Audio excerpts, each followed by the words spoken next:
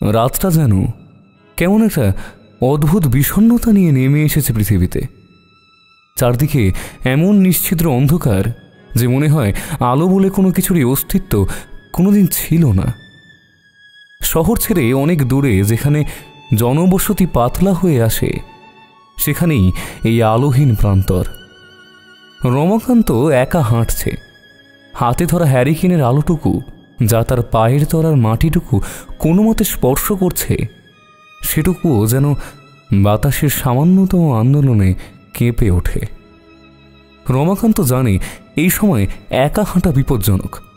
এই পথে শুধু শেয়াল কুকুর বা তার চেয়েও নিস্তব্ধ কিছু চলাচল করে, কিন্তু পেটের খিদে আর মনের জেদ তাকে টেনে এনেছে এই পথে।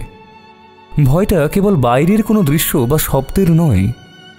রমাকান্ত জানে ভয়টা মানুষের নিজের ভিতরেই লুকিয়ে থাকে, অজানা আশঙ্কার এক শীতল স্রোত। সে শ্মশানের দিকে এগোচ্ছে। বাতাসে এখন পোড়া মাংস আর ছাইয়ের গন্ধ। এই গন্ধটাই এই শ্মশানভূমির আসল ভাষা। শ্মশানটা সামনে আসতেই তার মন আরো অস্থির হয়ে উঠল। এখানে সেখানে ইতস্তত ছড়ানো ছাইয়ের স্তূপ, আধপোড়া কাঠ আর কিছু ছেঁড়া খোঁড়া কাগজ যেন শেষ হয়ে যাওয়া জীবনের অসম্পূর্ণ সাক্ষ্য। এই দৃশ্যগুলো যেন মৃত্যুর শীতলতাকে আরো স্পষ্ট করে দেয়। রমাকান্তের মনে হলো এই স্থানটিতে সময়ের কোনো নিয়ম খাটে না।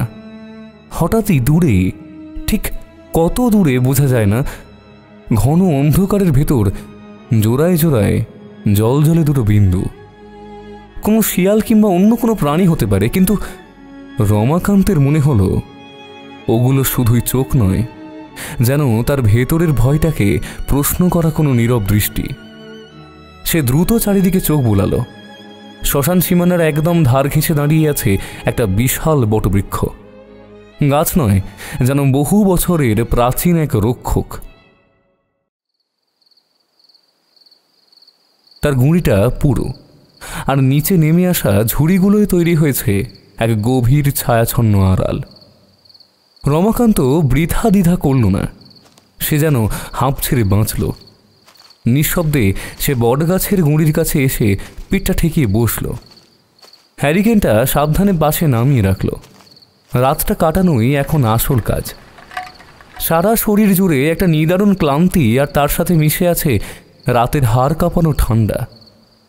হ্যারিকেনের হলদে আলোটুকু এখন কেবলই তার পাশে রাখা একটি নিষ্ফল সাধনা।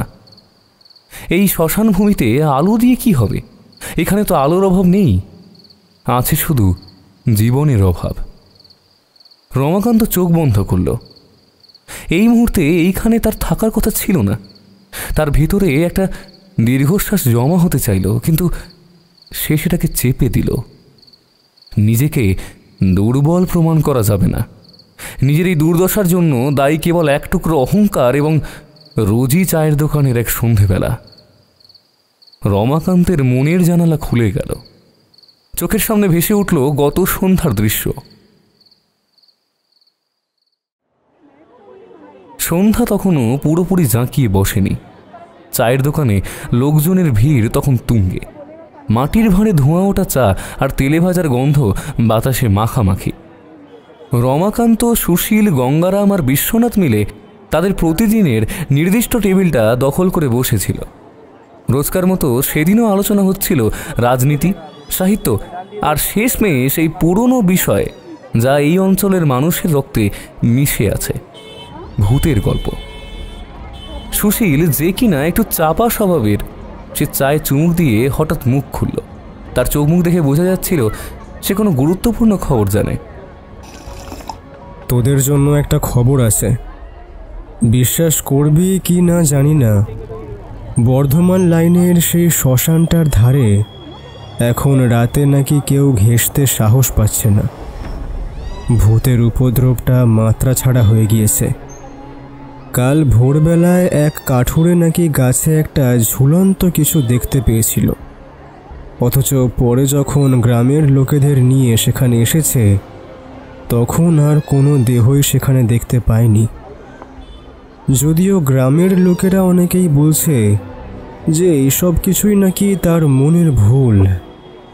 কথাটা শেষ হতে না হতেই গঙ্গারাম, যার চেহারাটা বেশ গোলগাল এবং কথায় কথায় সে সবসময় ভীতু স্বভাবের পরিচয় দেয়, সে মাথা ঝাঁকালো। এতে অবাক হওয়ার কি আছে?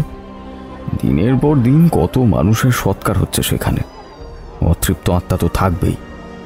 বাবার মুখেও শুনেছি জায়গাটা নাকি আগে থেকেই ভয়ানক জায়গা। বিশ্বনাথ, যে আড্ডার মধ্যমণি, সে সিগারেটের ছাই ঝেড়ে দিয়ে জানালো। তার কণ্ঠে কৌতুক ছিল কম, ছিল যেন এক ধরনের নিশ্চিত বিশ্বাস। আরে শুধু এই শ্মশান কেন, আজকাল এমনিতেই ভূতের উপদ্রবটা বড্ড বেড়েছে। জীবন যত জটিল হচ্ছে, মৃত্যু ততই রহস্যময় হয়ে উঠছে। রাতের বেলা একা পথ চলাই মুশকিল, বুঝলি? চারজনের মধ্যে কেবল রমাকান্তই ছিল ব্যতিক্রম।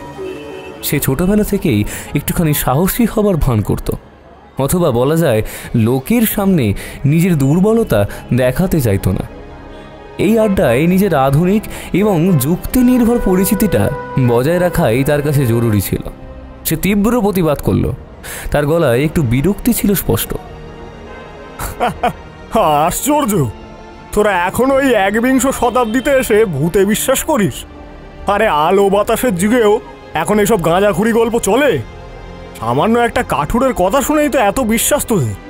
মানুষ আসলে নিজে কি চায় সেটাই দেখে, ভূতেরা তো শুধু দুর্বল মনের কল্পনা রে। রমাকান্তের এই আক্রমণাত্মক কথায় আড্ডার সুর পাল্টে গেল। সুশীল আর গঙ্গারাম চুপ করে গেলেও বিশ্বনাথ সরাসরি চ্যালেঞ্জটা গ্রহণ করল। ওহ, তাহলে তুই বলছিস আমরা সবাই বোকা? তুই একা খুব বুদ্ধিমান? হ্যাঁ, ঠিক আছে, তোর যদি এতই সাহস থাকে তাহলে আজ রাতে তুই একাই ঘুরে আয় না, দেখি ওই শ্মশানটা থেকে কেমন ঘুরে আসতে পারিস। প্রমাণ করে দে তুই সত্যি এইসব বিশ্বাস করিস না। কথাটা বিশ্বনাথ হালকাভাবেই বলেছিল, নিছক উত্তেজনার বশে, কিন্তু রমাকান্তের ক্ষীণ অহংকার মুহূর্তেই তাতে আঘাত পেল। রমাকান্তের মনে হলো যদি সে এখন পিছিয়ে আসে তাহলে সারা জীবন এই তিনজনের সামনে সে হাসির পাত্র হয়ে থাকবে। তার সমস্ত যুক্তি, সাহস দেখানোর চেষ্টা সবই ব্যর্থ হবে। সাহস? আমার সাহসের প্রমাণ তোদের আবার নতুন করে দিতে হবে নাকি? আর ঠিক আছে, তোরা যখন বলছিস আমি যাব, আজ রাতেই আমি যাব সেই শ্মশানে। মুহূর্তের জন্য সবাই স্তব্ধ। বিশ্বনাথ এবার একটু ভয় পেল। সে কথাটা ফিরিয়ে নেওয়ার চেষ্টা করল। আরে রমাকান্ত, আমি মজা করছিলাম, তুই সিরিয়াসলি নিস না। রাতটা ওখানে কাটানো সহজ নয়। হ্যাঁ রে রমাকান্ত, আর বাড়াবাড়ি করিস না, ফিরে চল। এসব ঝামেলার কি দরকার? না, এখন পিছিয়ে আসা মানে তোদের কাছে হার মেনে যাওয়া। হার আমি মানব না। আজ রাতটা আমি শ্মশানেই কাটাবো, তবে তোদের প্রমাণ করতে পারবো, বুঝলি? তর্ক যখন জেদে পরিণত হলো তখন রমাকান্ত নিজেই প্রমাণ চাওয়ার প্রস্তাবটা দিল। ভোরবেলা যখন ফিরবো তখন তোদের সবাইকে বিশ্বাস করতে হবে এটা। আমি শ্মশানের মাঝখান থেকে পোড়া এক টুকরো মানব অস্থি নিয়ে আসবো, তাহলেই তোরা বুঝবি আমি সত্যি সারা রাত ছিলাম, আর ভূতের গল্পটাও নেহাতি একটা গুজব। এই শর্ত শুনে বিশ্বনাথ, সুশীল এবং গঙ্গারাম তিনজনই বুঝল রমাকান্তকে আর ফেরানো যাবে না। শেষমেশ তারা হার মেনে রমাকান্তের এই মূর্খের মতো সাহসকে মেনে নিল। চুক্তি হলো রমাকান্ত সারা রাত একা শ্মশানে থাকবে এবং পরদিন সকালে প্রমাণের টুকরোটি নিয়ে ফিরে আসবে। গাছের গুঁড়িতে পিঠ ঠেকিয়ে বসে থাকা রমাকান্তের ঠোঁটের কোণে এখন তিক্ত হাসি। সে জানে এই রাতের হিম, চারপাশের অন্ধকার এবং দূর থেকে ভেসে আসা হায়নার ডাক। হঠাৎ হাতের চামড়ায় এক তীব্র জ্বালা, যেন লোহা গরম করে কেউ ছেঁকা দিয়েছে। সে চমকে উঠল, তার সমস্ত মনোযোগ ওলটপালট হয়ে গেল। যন্ত্রণাটা এতটাই তীক্ষ্ণ যে সে অজান্তেই ভয়ের থেকেও তীব্র এক আর্তনাদ করে উঠল। ওরে বাবা! সে লাফিয়ে উঠল, নিজের অজান্তেই নিজেকে আবিষ্কার করল গাছের গুঁড়ি থেকে বেশ কয়েকটা দূরে। অন্ধকারে সে হাত নেড়ে দেখল আঙুলের গাঁটের কাছে একটা কাঠ পিঁমড়ে কামড়ে ধরে আছে। সে সেটিকে সপাটে ছুঁড়ে ফেলে দিল। পিঁপড়েটার কামড় সামান্য নয়, জায়গাটা ততক্ষণে ফুলে টকটকে লাল হয়ে উঠেছে। রমাকান্তের মনে হলো এই সামান্য পোকামাকড়ের হাতে এমন বিব্রতকরভাবে চমকে ওঠাটাও যেন তার সম্মানহানির সামিল। কেউ নেই, তবু সে যেন নিজেকে নিজে ধিক্কার দিল। সে হাতির জায়গাটা ডলতে ডলতে আবার গাছের তলায় বসতে যাবে, ঠিক তখনই ঘটনাটা ঘটল। অন্ধকারের মধ্যে থেকে ভেসে এলো এক অস্বাভাবিক খিক হাসি। মানুষের হাসির মতো নয়, যেন খড়খড়ে শুকনো পাতার শব্দ, একটা তীক্ষ্ণ চাপা উল্লাস।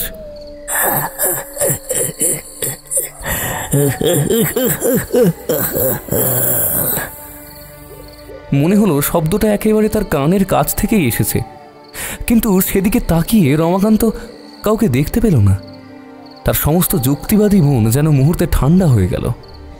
এই হাসি মানুষের হতে পারে না, এই হাসি নির্জন শ্মশানভূমির নিজস্ব হাসি। রমাকান্তের হৃদস্পন্দন দ্রুত হলো। তার জেদ, সাহস দেখানোর আকাঙ্ক্ষা সব চাপা পড়ে গেল এক আদিম আতঙ্কের নিচে। সে নিজেকে সংযত করার চেষ্টা করল, গলাটা যতটা সম্ভব শক্ত করে উচ্চারণ করল, কে আছো? সেই ঘন অন্ধকারের মধ্যে তার স্বরটা যেন আশ্চর্য রকম দুর্বল শোনালো। কোনো উত্তর এলো না। নিস্তব্ধতা আবার নেমে এলো, এবার আরো গভীর, আরো অসহ্য হয়ে। এই নিস্তব্ধতা যেন তার প্রশ্নের উত্তর। কেউ নেই, শুধু তুমি আছো আর আমরা আছি। তার চোখ এখন অন্ধকার দেখতে অভ্যস্ত হয়ে গেছে। সে দূর থেকে একটা কান্নার শব্দ শুনতে পেল, কান্নারই মতো, একটা বাচ্চা মেয়ের কান্নার মতো মৃদু ভেজা স্বর। সাধারণ অবস্থায় হলে সে হয়তো ভয় পেত, কিন্তু আশ্চর্যের বিষয় হলো এই শব্দটা তাকে ততটা কাঁপিয়ে দিল না। রমাকান্তের যুক্তিমন তখন কাজ করতে শুরু করল। সে ভাবল, শ্মশানে এইসব আওয়াজ হওয়াটা স্বাভাবিক। রাতের বেলায় তো যখন হাওয়া বয় না, মনে হয় এই পড়ে থাকা হাড়ের ভেতর দিয়েই তো বয়। যখন কোনো পুরনো করটির গর্তের মধ্যে দিয়ে বাতাসটা ঢুকছে, তখনই এমন বিদঘুটে একটা করুণ শব্দ তৈরি হচ্ছে। এই শুধু হাওয়ার কারসাজি, না না, কোনো অতৃপ্ত আত্মার কান্না টান্না নয় এসব।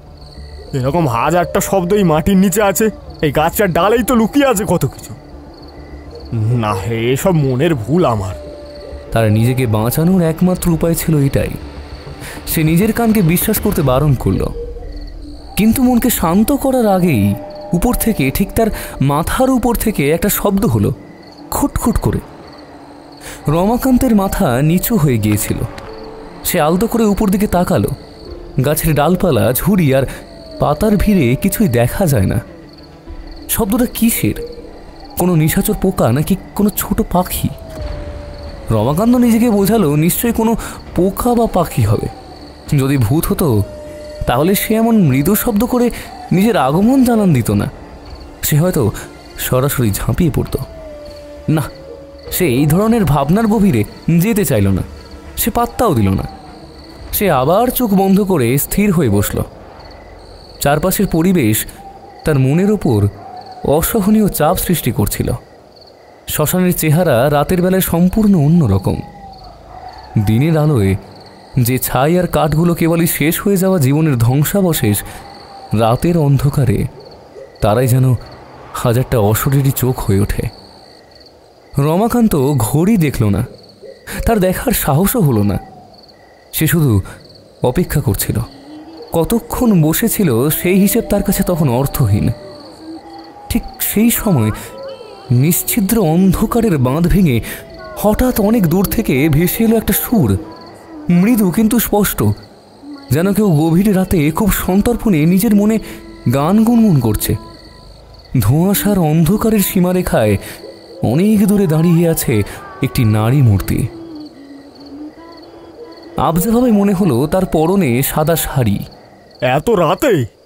কোন নারী আবার এত রাতে এলো? রমাকান্তের বুকের ভিতরটা এক মুহূর্তে কেঁপে উঠল। এটা কি সে অতৃপ্ত আত্মা যার ভয়ে সবাই রাতে এই পথ এড়িয়ে চলে? তার সেই জেদ এবং সাহস দেখানোর সমস্ত ইচ্ছে এই মুহূর্তে কর্পূরের মতো উবে যেতে চাইল, কিন্তু সে নিজেকে জোর করে সামলালো। সে তো নিজেকে যুক্তি নির্ভর প্রমাণ করতে এসেছিল। হয়তো কোনো গরিব কাঠুরে বউ ভুল করে এত রাতে এখানে এসেছে। সে দুবার গলা চড়িয়ে ডাকলো, কে কে কে ওখানে? শব্দটা অন্ধকারে যেন ঢেউ তুলে দূরে মিলিয়ে গেল।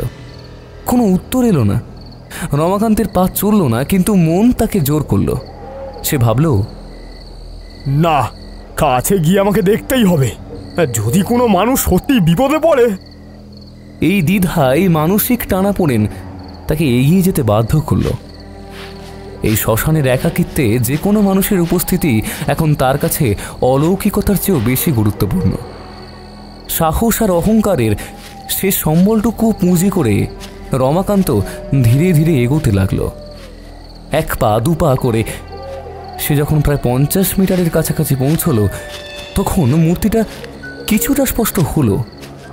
সত্যি সাদা শাড়ি, সেটির মুখ দেখা যাচ্ছিল না, কারণ সে তার উল্টো দিকে মুখ করে দাঁড়িয়েছিল। ঠিক তখনই মূর্তিটি সামনের দিকে ধীরে ধীরে হাঁটতে শুরু করলো। কোনো তাড়া নেই, কোনো শব্দ নেই, যেন সে জানতো রমাকান্ত তাকে অনুসরণ করবেই। রমাকান্ত তার পিছনে চলতে শুরু করলো। এখন আর তার মনে কোনো প্রশ্ন নেই, আছে শুধু এক অজানা টান। হাঁটাটা ছিল প্রায় সম্মোহিতের মতো। তারা দুজনেই যেন দুটি ছায়া। কেবল হ্যারিকেনের ক্ষীণ আলোটা মাঝে মাঝে তাদের উপস্থিতি জানান দিচ্ছে। কিছু দূর যাওয়ার পরই সেই নারী মূর্তি হঠাৎ ডান দিকে বেঁকে গেল। বাঁকটা নেবার কারণ, সেখানে দাঁড়িয়ে ছিল একটি বিশাল পুরনো ছাতিম গাছ। ছাতিম গাছের চারপাশ সবসময়ই কেমন যেন অশরীরী ছায়াচ্ছন্ন থাকে। মূর্তিটা সেই গাছের আড়ালে ঢুকে গেল, আর তারপর অদৃশ্য। 1 সেকেন্ডের ভগ্নাংশ। রমাকান্ত যখন গাছের কাছে পৌঁছল, তখন সেখানে কেউ নেই। মাটি, জঙ্গল আর আবছা অন্ধকার ছাড়া আর কিছুই নেই। কোনো পায়ের শব্দ নেই, কাপড়ের খসখস নেই। কর্পূরের মতো উবে গেল। এইবার রমাকান্তের হৃদস্পন্দন যেন এক মুহূর্তে বহুগুণ বেড়ে গেল। তার কান ভোঁ ভোঁ করতে লাগলো। বিশ্বনাথের চ্যালেঞ্জ, নিজের জেদ সব অর্থহীন হয়ে গেল। তার সমস্ত যুক্তিবাদী মন যেন মুহূর্তে ভেঙে চুরমার হয়ে গেল। কে ছিল ওই মহিলা? এত গাঢ় অন্ধকারের মধ্যে সে গেল কোথায়? এত রাতে এই তল্লাটে কোনো জ্যান্ত মানুষের থাকার তো প্রশ্নই ওঠে না। তাহলে কি সত্যি ভূত? তার মানে সুশীলের সেই খবর, গঙ্গারামের ভয়, সবটা সত্যি? রমাকান্তের শরীরের প্রতিটি লোমকূপ যেন মৃত্যু ভয়ে দাঁড়িয়ে গেল। সে এবার সত্যি সত্যি ভয় পেল। তার পা দুটো যেন মাটিতে গেঁথে যাচ্ছিল। সে কোনো মতে এগোতে যাবে, ঠিক তখনই একটা অসম্ভব দ্রুত আর শক্তিশালী হাতের স্পর্শ তার গলার চারপাশে। কেউ পিছন থেকে তার গলাটা ভীষণ জোরে চেপে ধরল। শ্বাস প্রশ্বাসের সমস্ত পথ রুদ্ধ হয়ে গেল। মুহূর্তের মধ্যে তার সমস্ত শরীর যেন শিরশির করে কেঁপে উঠল। সে চেষ্টা করল সেই হাতে থাবা মারতে, কিন্তু পারল না। হাতের চাপটা এতটাই বেশি যে তার চোখ কপালে ওঠার উপক্রম। হৃৎপিণ্ড যেন 1 সেকেন্ডের জন্য একেবারে নিস্তব্ধ হয়ে গেল। অক্সিজেনের অভাবে তার চেতনা সম্পূর্ণভাবে লুপ্ত পেতে শুরু করল। তার চোখের সামনে সবকিছু ঝাপসা হয়ে গেল, যেন সে এক গভীর সুড়ঙ্গের দিকে তলিয়ে যাচ্ছে। আর ঠিক সেই চরম মুহূর্তে যখন সে বুঝতে পারল এটাই হয়তো তার শেষ, তখনই পিছন থেকে সেই মূর্তিটা খিকি করে হেসে উঠল, একটা বিকট, অদ্ভুত এবং বিভৎস গলায়। হাসিটা যেন তার করটির ভেতরের হাড়গুলোকে পর্যন্ত কাঁপিয়ে দিল।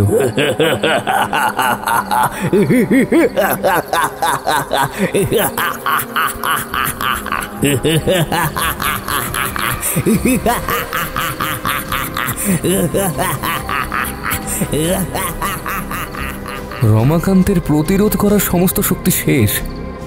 সে কাঁপতে কাঁপতে প্রায় আর্তনাদ করে কাঁদতে লাগলো।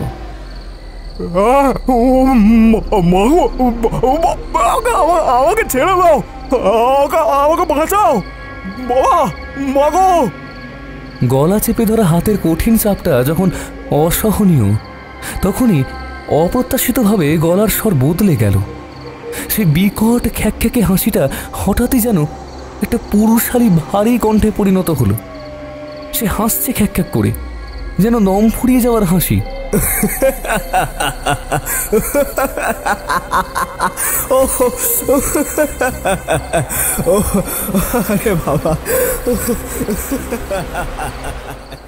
রমাকান্তের তখন মরার চেয়েও বেশি ভয়। তার সমস্ত শরীরটা সেই হাতে বন্দি, তবুও তার মস্তিষ্ক যেন বিদ্যুৎ বেগে কাজ করতে শুরু করলো। এই গলাটা অচেনা নয়, এই হাসিটা, এই ভারী কি আওয়াজ! মুক্তির কোনো চেষ্টা না করে বরং সমস্ত শক্তি একত্রিত করে রমাকান্ত এক ঝটকায় পিছন দিকে ঘুরে দাঁড়ালো। আর যা দেখল তার জন্য সে প্রস্তুত ছিল না। চোখের সামনে তখন সুশীল। সাদা শাড়ি বা বিভৎসতা কিছুই নেই, আছে শুধু দাঁত বের করা ফ্যাঁক ফ্যাঁকে হাসি। তার চোখে কৌতুক এবং এক ধরনের নিষ্ঠুর উল্লাস। রমাকান্তের আতঙ্কিত চোখের জলভরা চেহারা দেখে সে যেন ভীষণ মজা পেয়েছে। গলার চাপটা তখন হালকা হয়ে এসেছিল।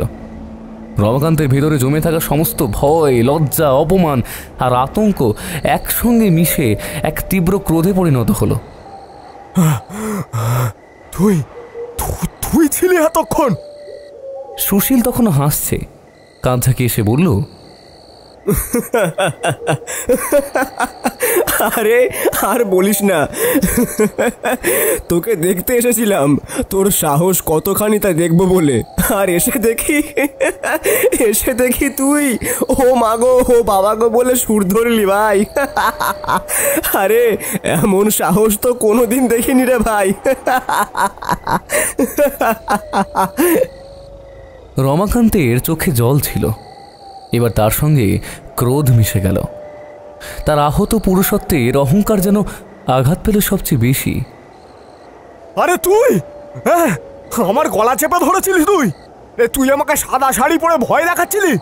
আমাকে এভাবে ভয় না দেখালে তোর কি চলছিল না? আমি তো সত্যি ভয় পেয়ে গেছিলাম। সুশীল হাসতে হাসতে সামনের মাটিতে বসে পড়ল। তার হাসি থামে না, সে হাসতে হাসতেই জবাব দিল, দাঁড়া একটু বসতে দে। ও আরে তোকে দেখে মনে হলো যদি সত্যি সত্যি ভূত না আসে তাহলে আমি ভূত সেজে তোকে একটু পরখ করি। শত হোক তোর চ্যালেঞ্জটা তো আমাদেরই দেওয়া ছিল নাকি? আরে ভেবে দেখ, যদি আমি না আসতাম তাহলে সারা রাত এই বটতলায় একা বসে থাকতে থাকতে তোর কি অবস্থা হতো বলতো?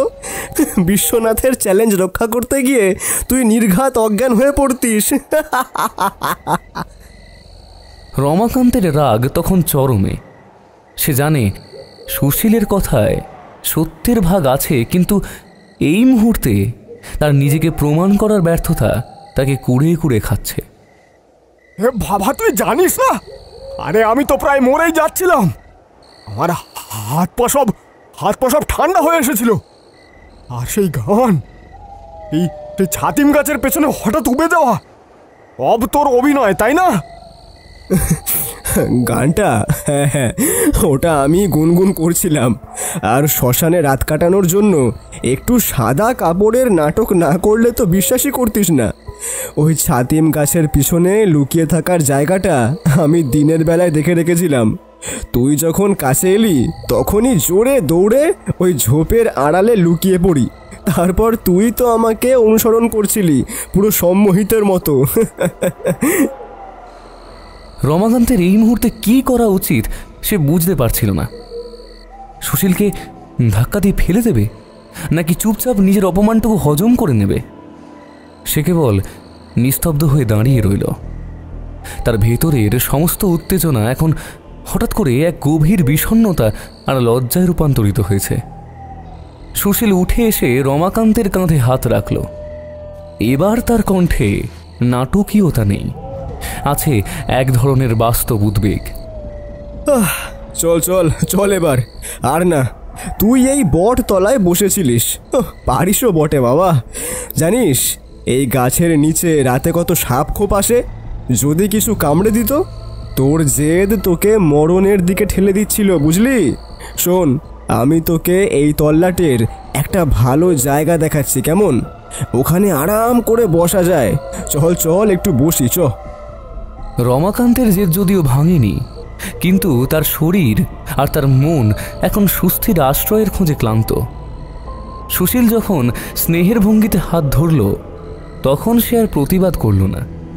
এই, তুই কি করে জানলি এদিকে যে একটা ভালো বসার জায়গা আছে? তুই জানলি কি করে? তুই তো আসিসনি বলেছিলি। হ্যাঁ, সুশীল মৃদু হাসল। এই হাসিটা প্রতারকের হাসি নয়, বন্ধুর হাসি। আরে মাঝরাতের দিকে না এলেও দিনের দিকে তো মাঝে মাঝে এদিকে আসি। জানিস তো, এই শ্মশানের পিছনে একটা পুরনো ইতিহাসের গন্ধ আছে। যখনই আসি তখনই একটু হেঁটে দেখি, আর তখনই আমি এই জায়গাটা দেখেছিলাম, একটা ভালো বসার জায়গা। চল চল। তারা হাঁটতে শুরু করল। রমাকান্তের দৃষ্টি তখনও সুশীলের দিকে। এই বন্ধুটিকে সে রাগ করবে নাকি ধন্যবাদ জানাবে সে বুঝতে পারল না। শ্মশানভূমিকে পেছনে ফেলে তারা একটু ভেতরের দিকে এগোলো। জায়গাটা একটু নিচু, আর বাতাসটাও সেখানে কম। কিছু দূর হাঁটার পর তারা এক বিশাল জলাশয়ের কাছে এসে পৌঁছল। রাতের অন্ধকারে জলটা কেমন নিঝুম আর স্থির হয়ে আছে। তার পাশে একটা ছোট্ট পুরনো ঘাট। ঘাটের সিঁড়িতে সবুজ শ্যাওলা জমে আছে, কিন্তু সিঁড়ির এক পাশে একটু পরিষ্কার জায়গা খুঁজে নিয়ে তারা দুজনে বসে পড়ল। এই তো, এখানে একটু পরিষ্কার আছে, আয় বস। জলাশয়ের ঘাটে বসে তারা অনেকক্ষণ কথা বলল না। রাতের বাতাস এখন কিছুটা থিতু হয়েছে। সামনে জলটা একদম স্থির, যেন এক বিশাল আয়না। আচ্ছা, একটা কথা বলতো সুশীল, এই সবাই এখানে আসতে ভয় পায় কেন রে? ভয় তো পাই যেহেতু এটা একটা শ্মশান, সেটা নয় স্বাভাবিক, কিন্তু আজকাল হঠাৎ করে এই ভূতের উপদ্রবের কথাগুলো শুনছি কেন? এর কারণটা কি? এই তোদের কাছে কি সত্যি কোনো বিশেষ খবর আছে না কি বলতো? সুশীল সামনে স্থির জলের দিকে তাকিয়ে থাকল, তার চোখ জোড়া প্রতিচ্ছবিতে আটকানো। অনেকে বলছে এখানে নাকি কোনো অতৃপ্ত পিশাচিনী ঘুরছে। তাকে নাকি প্রায় সাদা শাড়ি পরে ওই ছাতিম গাছের কাছে দেখা যায়। রমাকান্তের বুকের ভেতরটা আবার একবার মোচড় দিয়ে উঠল। তবে এবার ভয় নয়, বরং সেই নারী মূর্তির কথা মনে পড়ে যাওয়ায়। সে নিজে যা দেখে এসেছে তার সঙ্গে এই জনশ্রুতি পুরো মিলে যাচ্ছে। এই অনেকে বলছে মানেটা কি? তুই কি পুরো ব্যাপারটাকে বিশ্বাস করছিস নাকি করছিস না? দেখ, তুই তো জানিস আমার বিশ্বাস আর যুক্তির জায়গাটা অন্য রকমই। রমাকান্তের এই প্রশ্নে সুশীল এবার জলের দিক থেকে চোখ সরিয়ে তার দিকে তাকালো। তার চোখে তখন চাঁদের আলো। তুই তো জানিস আমি এসব অলৌকিক বিষয়ে বিশ্বাস করি, আর হ্যাঁ, আমি এতেও বিশ্বাস করছি। এই শ্মশান কিছু একটা ধরে রেখেছে রমাকান্ত। এটা শুধু ছাই আর কাঠের জায়গা নয়, এখানে বাতাস ভারী হয়ে থাকে। রমাকান্ত চুপ করে গেল। সুশীলের এই অটল বিশ্বাস তার নিজের যুক্তিকে আরো বেশি দুর্বল করে দিচ্ছিল। কিছুক্ষণ আগে সুশীলই তাকে ভূত সেজে ভয় দেখিয়েছে, আর এখন সেই সুশীলই অতিপ্রাকৃত শক্তিতে বিশ্বাস করছে। এই দৈত্য সত্তা তাকে বিভ্রান্ত করল। যদি বিশ্বাস করিস তাহলে এত রাতে তোর এখানে আসতে ভয় লাগছিল না কেন? হ্যাঁ, তুই তো দেখলি আমি ভয় পেয়ে কেমন বাবা মা বলে চেঁচাচ্ছিলাম। সুশীল এবার একটু হেসে উত্তর দিল। হাসিটা নির্দোষ নয়, তাতে ছিল এক ধরনের নিবিড় বন্ধুত্ব এবং এক টুকরো কৌতুক। আরে তুই আছিস তো, ওই জন্যই চলে এলাম। তোর কাছে তো প্রমাণ সংগ্রহের একটা চ্যালেঞ্জ ছিল, আর তুই একা একা এই চ্যালেঞ্জটা জিতে গেলে আমাদের তো মান থাকবে না ভাই। আর তাছাড়া তুই একা থাকলে তোর সাহসটা কত দূর টেকে সেটা দেখাটাও জরুরি ছিল। এই কথায় রমাকান্তের পুরনো রাগটা যেন আবার মাথাচাড়া দিয়ে উঠল। সুশীল তার সাহসের পরীক্ষা নিচ্ছিল, কিন্তু এখন রাগ করার সময় নেই। রাত ফুরিয়ে আসছে, আর তাদের মূল কাজটা এখনো বাকি। ঠিক আছে, তোর পরীক্ষা নেওয়া শেষ হয়েছে, এবার চল চল, এবার চল। আমাকে একটা মরার অস্থি নিয়ে যেতে হবে তো প্রমাণ হিসাবে, না হলে কিন্তু কেউ বিশ্বাস করবে না। আর সারা জীবন তোদের এই নাটকটা শুনতেই হবে আমায়। সুশীল এবার উঠে পড়ল। চল, আমি জানি কোথায় যেতে হবে।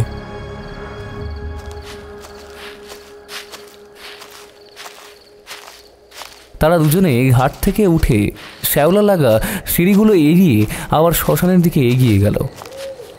এখন তাদের হাঁটায় আর সেই আতঙ্কের জড়তা নেই, আছে কেবল একটা নির্দিষ্ট উদ্দেশ্য।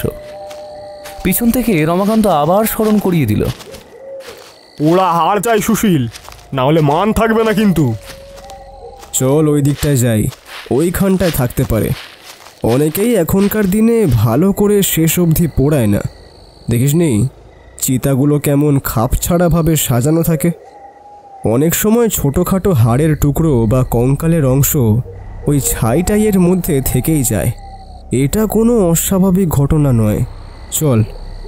তারা হাঁটতে হাঁটতে অপেক্ষাকৃত অন্ধকার একটা অংশে পৌঁছালো, যেখানে এলোমেলোভাবে অনেক ছাইয়ের স্তূপ পড়ে আছে। দূর থেকে দেখেই বোঝা যায় এখানে একটার পর একটা চিতা পোড়ানো হয়েছে, কিন্তু সেগুলোর কোনো সুষ্ঠু সমাপ্তি ঘটেনি। জায়গাটা যেন মৃত্যুর একটি অব্যবস্থিত কারখানা। সুশীল এক জায়গায় গিয়ে দাঁড়ালো। তার চোখে কোনো দ্বিধা বা ভয় নেই, যেন এই স্থানটির সঙ্গে অনেক বেশি পরিচিত। সে তার পায়ের জুতো দিয়ে সেই ছাইয়ের স্তূপের কিছুটা অংশ ঘাঁটাঘাঁটি করল। শুকনো ছাই বাতাসে উঠল, আর মুহূর্তের জন্য সেই পোড়া মাংস আর কাঠের গন্ধটা আবার নাকে এলো। তারপর সুশীল নিচু হলো। এক মুহূর্তের মধ্যেই সে একটি ছোট সাদাটে অমসৃণ টুকরো হাতে তুলে নিল। এই দেখ, এটা অস্থিখণ্ড। সে সেই টুকরোটি রমাকান্তের দিকে বাড়িয়ে ধরল।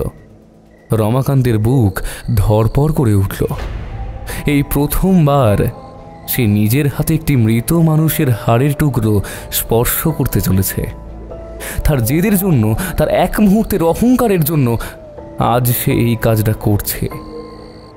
টুকরোটা হাতে নিতেই তার সারা শরীরটা শিরশির করে উঠল। সে দ্রুত নিজের মুখের সমস্ত ভাবান্তর মুছে ফেলল।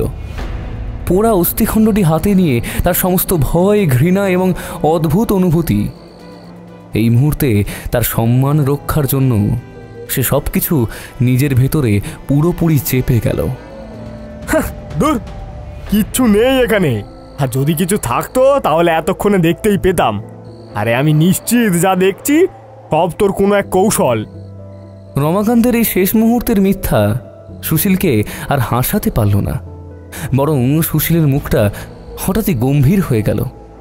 তার দৃষ্টি রমাকান্তের উপর থেকে সরে গিয়ে চারপাশের জমাট অন্ধকারের উপর স্থির হল। তার চোখে কৌতুক নয়, ছিল অদ্ভুত এক শীতলতা। কিচ্ছু নেই বলছিস? তুই কি সত্যি বিশ্বাস করিস যে এই শ্মশান ভূমি এতটাই নির্বিষ?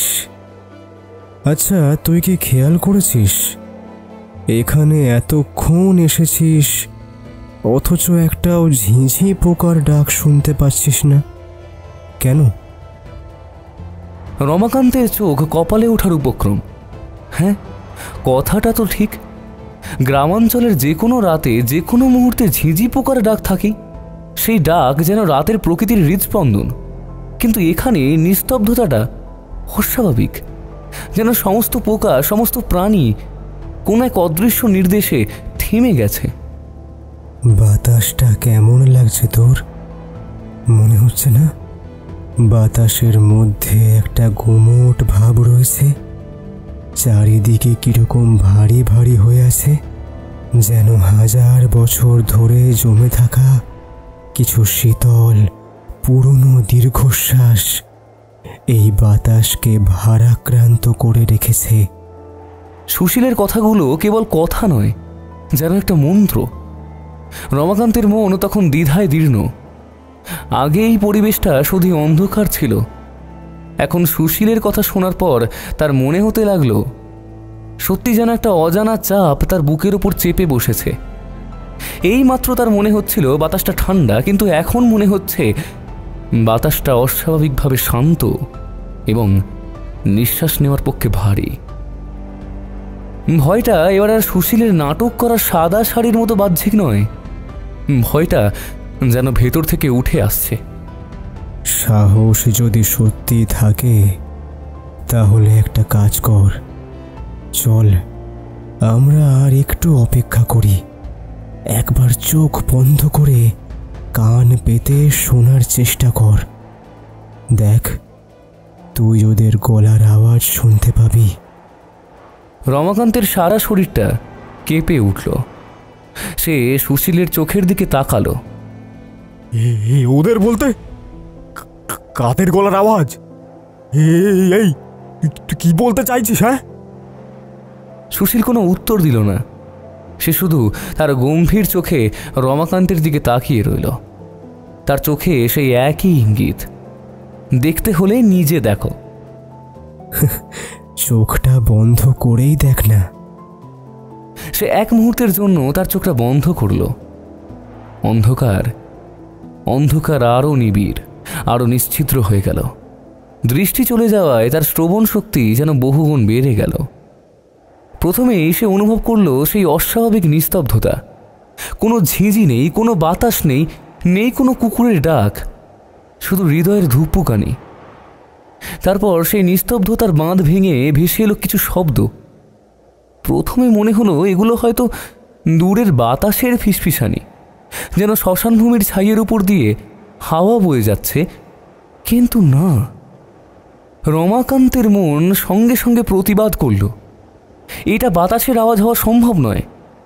বাতাস এমন পরিকল্পিতভাবে শব্দ করে না। এগুলো ফিসফিসানি, খুব মৃদু, যেন কানের কাছে হাজারো মুখ একসঙ্গে কথা বলছে। একজন নয়, দুজন নয়, বিভিন্ন বিভিন্ন গলার আওয়াজ, পুরুষ, নারী, এমনকি বাচ্চাদেরও স্বর।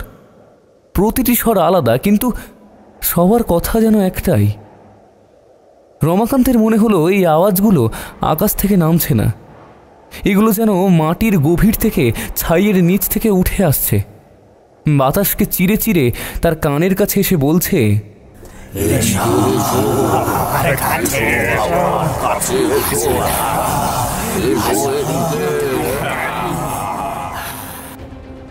যেন অসংখ্য অতৃপ্ত আত্মা তাকে আহ্বান জানাচ্ছে, তাকে তাদের শীতল জগতে টেনে নিতে চাইছে।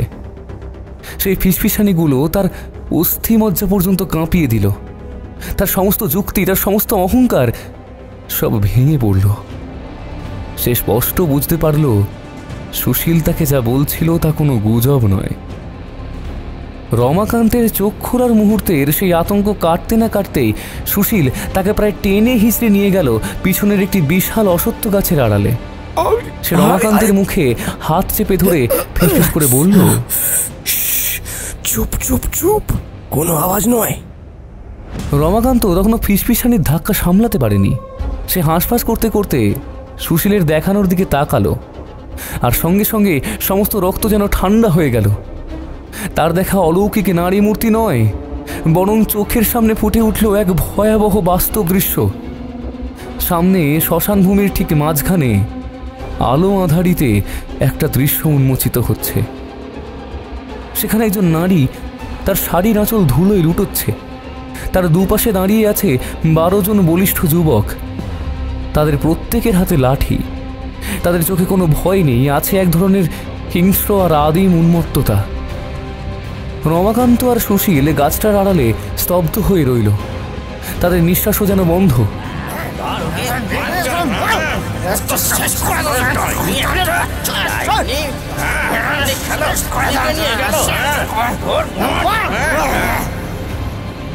লোকগুলো সেই মহিলাকে ঘিরে ধরেছিল। তাদের মুখ দিয়ে যে ভাষা বেরোচ্ছিল তা অশ্রাব্য গালিগালাজ এবং বিভৎস অপবাদ ছাড়া আর কিছুই নয়। তাদের কণ্ঠে কোনো মায়া দয়া নেই, আছে শুধু এক পৈশাচিক ঘৃণা। এই ডাইনি, আরে তুই ভাবলি তোর পাপের কথা কেউ জানতে পারবে না? আরে ভাবলি শ্মশানে এসে লুকিয়ে থাকলেই সব মিটে যাবে রে? তোর এই নোংরা পেট আর কতজনকে খাবে? তোর জন্য তিনটা প্রাণ গেল, তোর স্বামী গেল, তোর শ্বশুর শাশুড়ি গেল, সবাইকে তুই খেয়ে ফেললি। এখন নাটক করতে এসেছিস?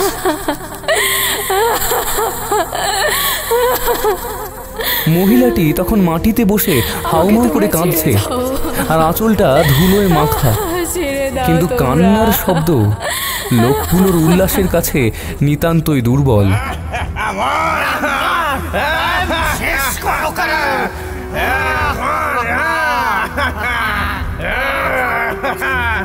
সে হাত জোর করে আকুতি জানাচ্ছে, বিশ্বাস করো আমি কিচ্ছু করিনি। ওনারা অসুস্থ ছিলেন, জ্বরে কষ্ট পাচ্ছিলেন। আমি কেন আমার স্বামীকে জেনে বুঝে কিছু করতে যাব? আমি কেন আমার সংসার ভাঙতে চাইব?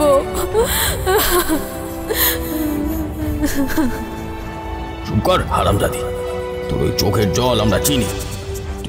তুই ডাইনি। তোর মতো কুলক্ষণীর জন্যই গায়ের সব সর্বনাশ হচ্ছে। ডাক্তার বুদ্ধির কথা বলিস? তুই কি ভাবিস আমরা তোর মতো ডাইনিদের চিকিৎসা বুঝি না? তুই আমাদের গায়ের মান সম্মান সব ডুবিয়েছিস। এই আর কথা নয়, এদের জন্য কোনো দয়া নেই। আমাদের গায়ের লোক এই শ্মশানে ভয়ে রাত কাটাতে পারে না। এই ডাইনির জন্য একে শেষ কর। গায়ের বাতাসকে শুদ্ধ করতে হবে। মহিলাটি করুণ চোখে একবার চারিদিকে তাকালো, যেন তার শেষ ভরসার জায়গা খুঁজছে।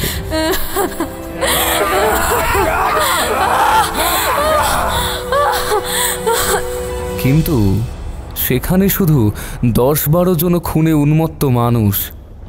সে তখন জীবন বাঁচাতে মাটির উপর দিয়ে হাত পা ছুঁড়ে পিছুতে চেষ্টা করলো। আমাকে মেরো না, তোমরা মানুষ নও। আমি বলছি আমি ডাইনি নই। আমাকে কেন মারছো? ওরে ওরে বাবা, আমাকে ছেড়ে দাও। কিন্তু তার কথা কেউ শুনল না। লোকগুলো এবার তাকে টেনে হিঁচড়ে নিয়ে গেল শ্মশানের একটি বিশাল শুকনো আম গাছের দিকে। মহিলাটির শরীর তখন প্রায় অসাড়, তার শাড়ি ছিঁড়ে গিয়েছে, চুলে ছাই লেগেছে। তারা দুজন মিলে তার হাত পা শক্ত করে গাছের গুঁড়ির সঙ্গে দড়ি দিয়ে বেঁধে ফেলল। বাঁধার আগেই তার শরীরটাকে একবার সজোরে চাবুক দিয়ে আঘাত করা হলো। রমাকান্ত চোখ বন্ধ করে নিতে চাইল, কিন্তু পারল না। তার হাতে ধরা অস্থিখণ্ডটি তখন যেন আরো বেশি নিষ্ফল মনে হলো। বাঁধা শেষ হতেই একজন লোক একটি কেরোসিনের জার নিয়ে এলো। ঠান্ডা রাতের নিস্তব্ধতা ভেঙে কেরোসিনের তীব্র গন্ধ ছড়িয়ে পড়ল বাতাসে। লোকটি মহিলাটির সারা শরীরে সেই তরল ঢেলে দিল। ভগবান, তোমরা আমাকে মেরে ফেলছো। কিন্তু সেই ডাক অন্ধকারে হারিয়ে গেল। লোকটি এবার নিজের হাতে ধরা মশালটি গাছের গুঁড়ির কাছে নিয়ে এলো এবং তারপর আম গাছের গুঁড়িতে দাউ দাউ করে আগুন ধরিয়ে দিল।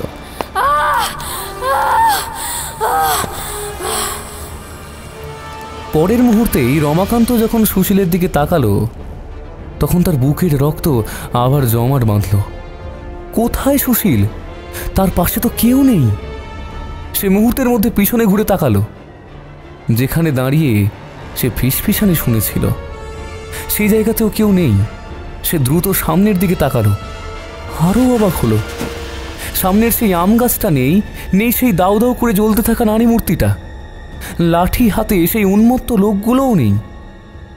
এক মুহূর্তের মধ্যে যেন সমস্ত দৃশ্যপট হাওয়ায় মিলিয়ে গেল। রমাকান্তের মাথার ভেতরটা ভোঁ ভোঁ করছিল। তাহলে কি সবটাই ছিল তার মনের ভ্রম? সুশীলের ফিসফিসানি তার মস্তিষ্ককে এই বিভ্রমের দিকে ঠেলে দিয়েছিল। সে দ্রুত গাছের আড়াল থেকে বেরিয়ে এলো। তার পা তখন থরথর করে কাঁপছে।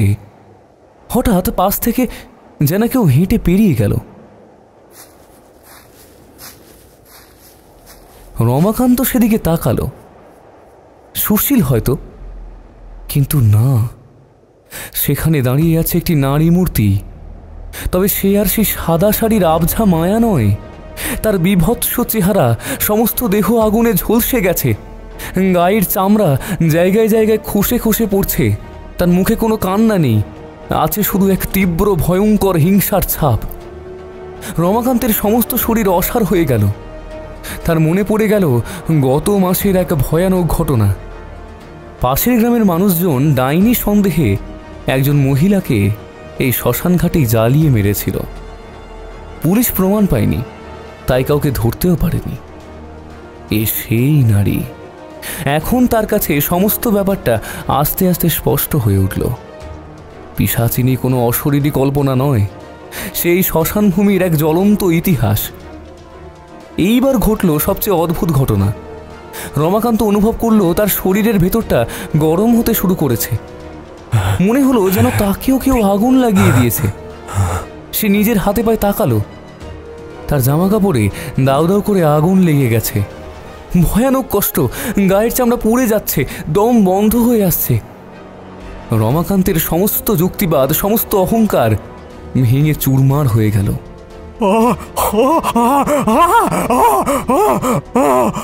আমাকে আমাকে ছেড়ে দাও, আমি কিছু করিনি, আমি কিছু জানতাম না, আমাকে আমাকে ছেড়ে দাও, আমি কিছু জানতাম না। ঠিক তখনই সেই পিশাচিনীর মূর্তি তার মুখের একদম কাছে চলে এলো। আগুনে ঝলসে যাওয়া সেই মুখ দিয়ে কোনো শব্দ বের হলো না, কিন্তু তার হিংস্র চোখ জোড়া রমাকান্তের চোখের দিকে একটানা তাকিয়ে রইল। সেই দৃষ্টিতে ছিল শুধু অসহ্য প্রতিশোধের ক্ষুধা। রমাকান্ত আর নিজেকে সামলাতে পারল না, তার চেতনা সম্পূর্ণভাবে লুপ্ত পেল।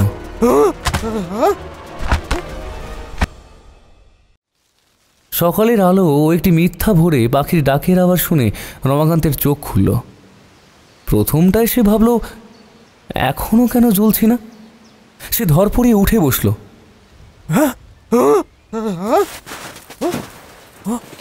চারপাশ পরিষ্কার, সকালের নরম আলো ছড়িয়ে পড়েছে শ্মশানভূমির উপর। সে নিজের হাতে পায়ে তাকালো। না, কোথাও তো কিছু নেই। আগুনও লাগেনি, পুড়েও যায়নি, কোনো আঘাতও নেই। সে এখনও সেই বটগাছের তলাতেই শুয়ে আছে। তাহলে কি সব কিছুই স্বপ্ন ছিল? মনের গভীরে থাকা ভয়ের এক দুঃসহ প্রকাশ? রমাকান্ত তার হাতের দিকে তাকালো। তার হাতের মুঠোয় তখনও শক্ত করে ধরা ছিল সেই পোড়া অস্থির টুকরোটি। না, সব কিছু তো স্বপ্ন ছিল না। সে দ্রুত শ্মশান থেকে বেরিয়ে বাড়ির দিকে রওনা হলো। তার হাঁটায় এখন আর সাহস দেখানোর জেদ নেই, আছে এক ভীষণ অভিজ্ঞতা থেকে মুক্তির ব্যাকুলতা। রাস্তায় যেতে যেতেই তার সঙ্গে গঙ্গারাম, বিশ্বনাথ আর সুশীল, এই তিনজনের সাথেই দেখা হয়ে গেল। তারা উদ্বিগ্ন হয়েই শ্মশানের দিকে আসছিল। রমাকান্তকে দেখে তারা একসাথে তাকে ঘিরে ধরল। করে বাবা, তুই প্রমাণ করে দিলি, আমরা তো ভয়ে মরেই যাচ্ছিলাম রে। তোর সাহসের কথা কোনো দিন ভুলবো না রমাকান্ত, তুই বিরাট কাজ করেছিস। তারা তাকে নিয়ে এমন হইচই শুরু করলো যে রমাকান্তের আর পুরো ব্যাপারটা খুলে বলা হলো না। সে শুধু ক্লান্ত হেসে তাদের হইহুল্লোড় সহ্য করতে লাগলো। তখন হঠাৎ বিশ্বনাথ বলল, আরে তোর চিন্তায় কাল রাতে আমরা তিনজন ক্লাবে কেউ ঘুমাতে পারিনি। অনেকবার ভাবলাম একবার তোকে দেখতে যাব, কিন্তু কারোর সাহস হলো না। রমাকান্ত এই কথা শুনে মুহূর্তের জন্য থ হয়ে গেল। যদি তারা ক্লাবে ছিল তাহলে সে একবার ভ্রু কুঁচকালো, কুঁচকে সুশীলের দিকে তাকালো। এই এই তুই তুই সারা রাত কোথায় ছিলিস? সুশীল এক মুহূর্ত দেরি না করে বিশ্বনাথের কথায় সায় দিল। তার চোখ শান্ত, তার কণ্ঠ স্বাভাবিক। কেন? এখনই তো বলল বিশ্বনাথ, আমিও সারা রাত ক্লাবেই ছিলাম ওই বাকি দুজনের সঙ্গে। কেন? রমাকান্তের আর কিছু বলার প্রয়োজন হলো না। সে শুধু দেখল সুশীলের চোখ, যা একসময় নাটক করেছিল, এখন অকপটে মিথ্যে বলছে। সে বুঝল সুশীল তাকে শ্মশানে একা ফেলে যায়নি, কিন্তু যে শক্তি তাকে গলা টিপে ধরেছিল, যে শক্তি তাকে ফিসফিসিয়ে ডেকেছিল, আর যে পিশাচিনী তাকে জ্বলন্ত যন্ত্রণা দিয়েছিল, তা সুশীল ছিল না। সে সত্যিই একা ছিল। 15 দিন পর, শেষ শিকারের অপেক্ষা দিন 15 পরের ঘটনা। গ্রামে এখন আতঙ্কের ভাব আরও বেড়ে গেছে। বর্ধমানের ওই শ্মশান নিয়ে ভীষণ ভয়। এখনো পর্যন্ত গ্রামের 11 জন মানুষ মারা গেছে। অদ্ভুতভাবে তারা প্রত্যেকেই যেন কোনো এক অদৃশ্য ইঙ্গিতে সাড়া দিয়ে নিজের ঘর থেকে মাঝরাতে বেরিয়ে গেছে। তারপর সোজা চলে গেছে শ্মশানে। আর সেখানে প্রত্যেকে ভিন্ন ভিন্ন উপায়ে মারা গেছে। কেউ জলে ডুবে মারা গেছে জলাশয়ের ঘাটে, কারোর গায়ে আগুন লেগে মারা গেছে গাছের তলায়, কেউ মাটিতে পড়ে মারা গেছে, আবার কারোর ওপর বন্যজন্তু আক্রমণ করেছে। পুলিশ কোনো কুল কিনারা করতে পারেনি। গ্রামবাসী বলা বলি করছে সেখানে এখন নাকি সেই অতৃপ্ত পিশাচিনীর বাস। কিন্তু রমাকান্ত এই ব্যাপারটা নিয়ে আর কত চিন্তা করছে না। সে জানে এই গ্রামের মানুষজনকে ভয় দেখানোর জন্য পিশাচিনী মোট 12 জনকে খুঁজছে। রমাকান্ত জানে 11 জন মারা গেছে, আর মাত্র 1 জন মারা যাবে।